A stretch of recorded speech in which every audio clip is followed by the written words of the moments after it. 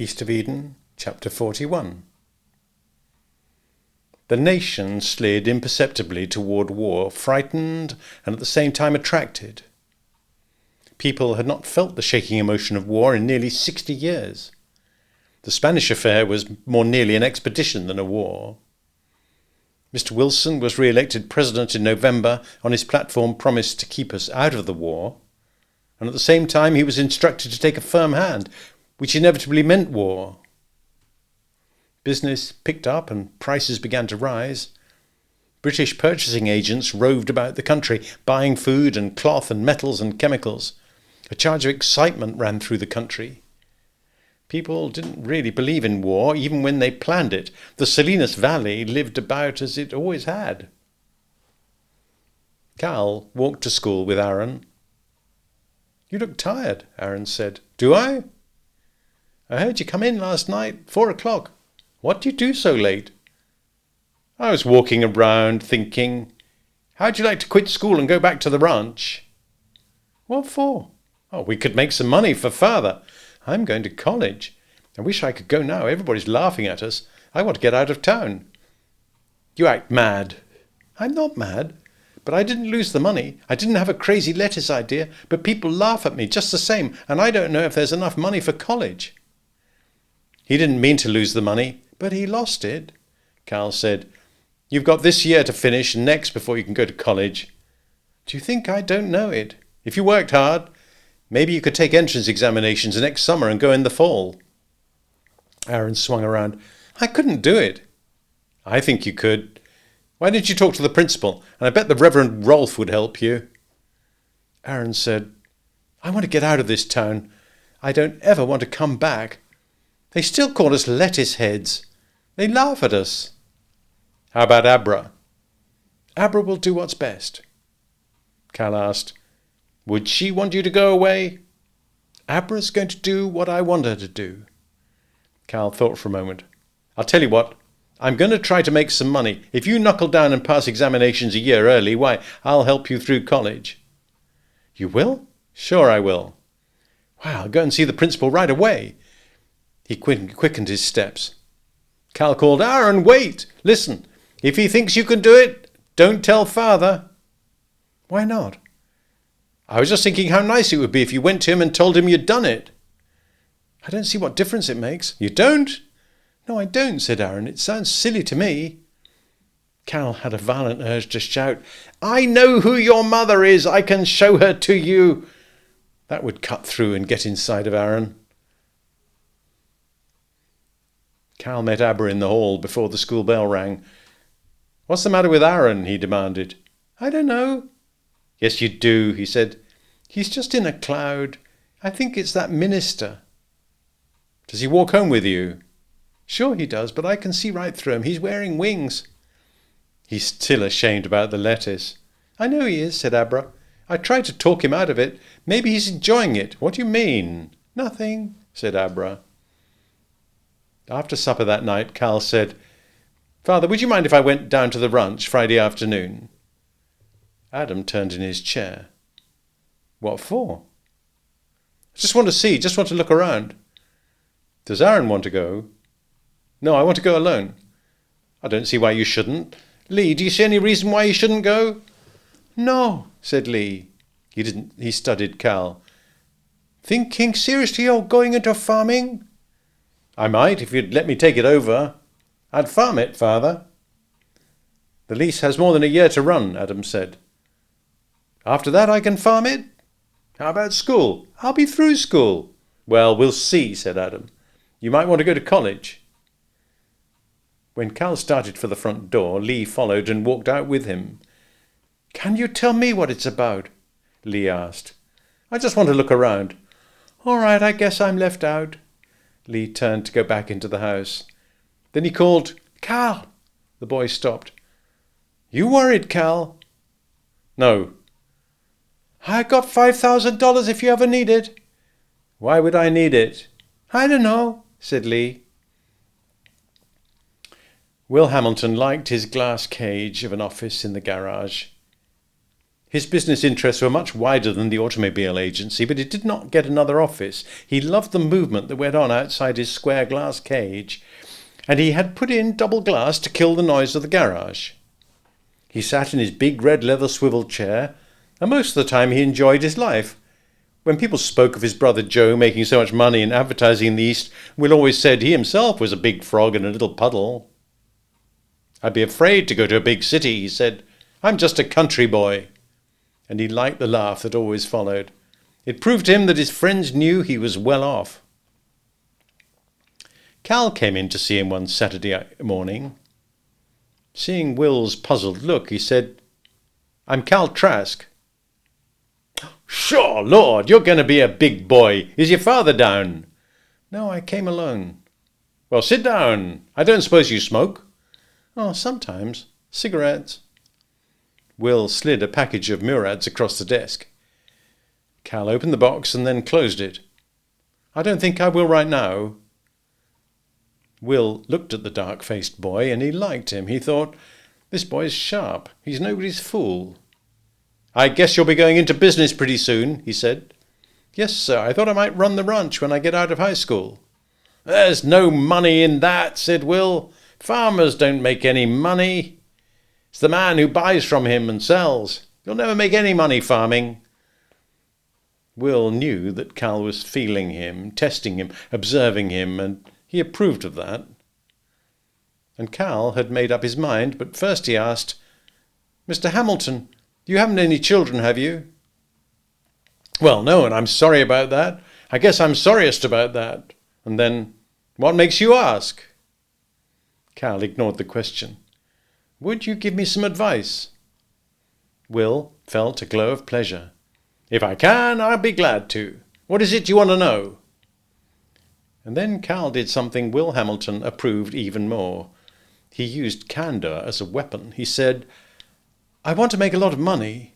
I want you to tell me how." Will overcame his impulse to laugh. Naive as the statement was, he didn't think Cal was naive. "Everybody wants that," he said. "What do you mean by a lot of money?" $20,000 or $30,000. "Good God!" said Will, and he screeched his chair forward, and now he did laugh, but not in derision. Cal smiled along with Will's laughter. Will said, "Can you tell me why you want to make so much?" "Yes, sir," said Cal, "I can."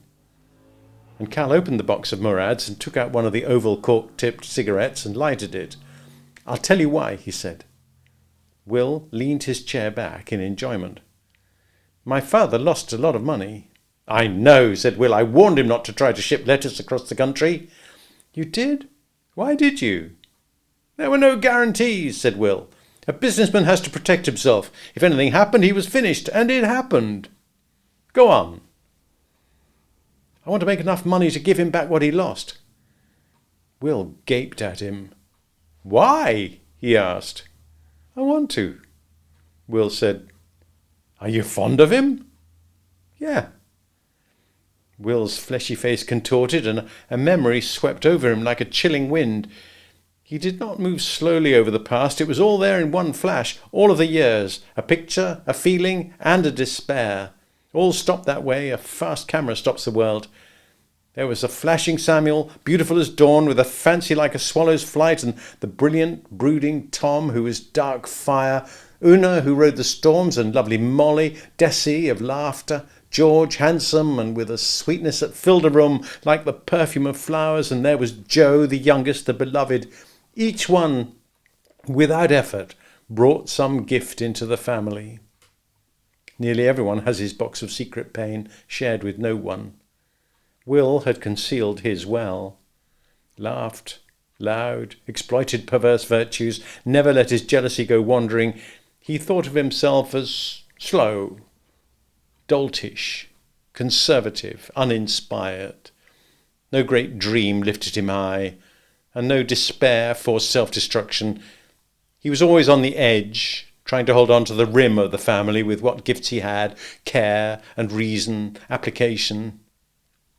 He kept the books, hired the attorneys, called the undertaker, and eventually paid the bills. The others didn't even know they needed him. He had the ability to get money and to keep it. He thought the Hamiltons despised him for this one ability. He had loved them doggedly, had always been at hand with his money to pull them out of their errors.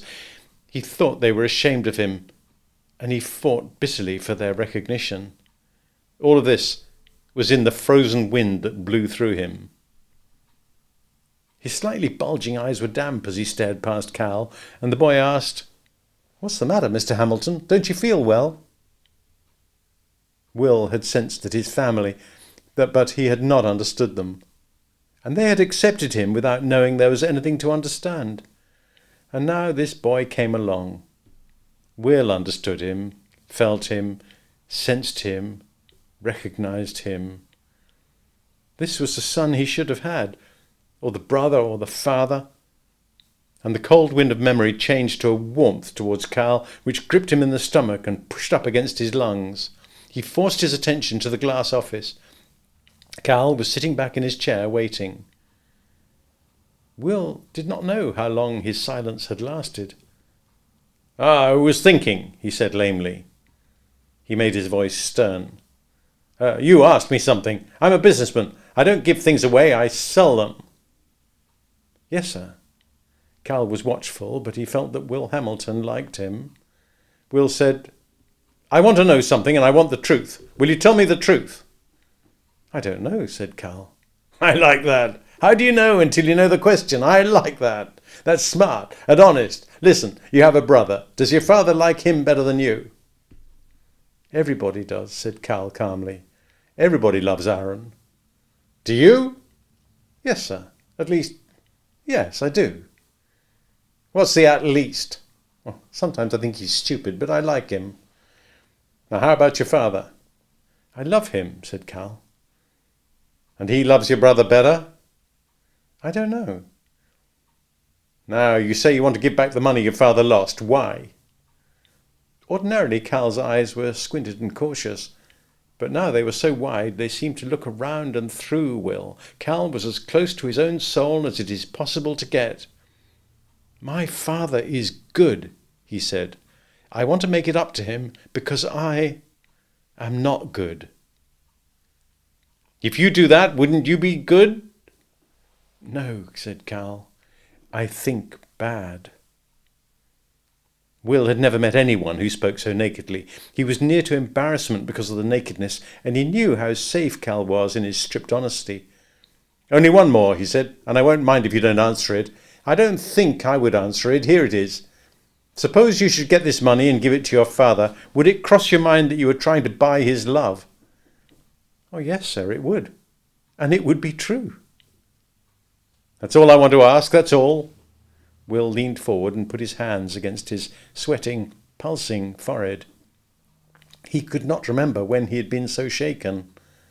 And in Cal there was a cautious leap of triumph. He knew he had won, and he closed his face against showing it. Will raised his head and took off his glasses and wiped the moisture from them. "Let's go outside," he said. "Let's go for a drive." Will drove a big Winton now, with a hood as long as a coffin and a powerful panting mutter in its bowels. He drove south from King City over the county road, through the gathering forces of spring, and the meadow larks flew ahead, bubbling melody from the fence wires. Pico Blanco stood up against the west with a full head of snow, and in the valley the lines of eucalyptus, which stretched across the valley to break the winds, were gleaming silver with new leaves. When he came to the side road that led to the home drawer of the Trask place, Will pulled up on the side of the road. He had not spoken since the Winton rolled out of King City. The big motor idled with a deep whisper. Will, looking straight ahead, said, "Cal, do you want to be partners with me?" "Yes, sir." "I don't like to take a partner without money. I could lend you the money, but there's only trouble in that." "I can get money," said Cal. "How much?" $5,000. "You? I don't believe it." Cal didn't answer. "I believe it," said Will. "Borrowed?" "Yes, sir." "What interest?" "None." That's a good trick. Where will you get it? I won't tell you, sir. Will shook his head and laughed. He was filled with pleasure. Maybe I'm being a fool, but I believe you, and I'm not a fool. He gunned his motor and then let it idle again. I want you to listen. Do you read the papers? Yes, sir. We're going to be in this war any minute now. That's what it looks like. Well, a lot of people think so. Now, do you know the present price of beans? I mean, what can you sell 100 sacks for in Salinas? I'm not sure. I think about 3 to 3.5 cents a pound. What do you mean you're not sure? How do you know that? Well, I was thinking about asking my father to let me run the ranch. I see, but you don't want to farm. You're too smart. Your father's tenant is named Rantani. He's a Swiss-Italian, a good farmer. He's put nearly 500 acres under cultivation. If we can guarantee him 5 cents a pound and give him a seed loan, he'll plant beans. So will every other farmer around here. We could contract 5,000 acres of beans. Carl said, what are we going to do with 5-cent beans in a 3-cent market? Oh, yes, but how can we be sure? Will said, are we partners? Yes, sir. Yes, Will. Yes, Will. How soon can you get $5,000? By next Wednesday. Shake! Solemnly the stout man and the lean boy shook hands. Will, still holding Cal's hand, said, now we're partners. I have a contact with the British Purchasing Agency, and I have a friend in the Quartermaster Corps. I bet we can sell all the dried beans we can find at 10 cents a pound or more. When can you sell? I'll sell before we sign anything. Now, would you like to go up to the old place and talk to Rantani? Yes, sir, said Cal. Will double-clutched the Winton, and the big green car lumbered into the side road.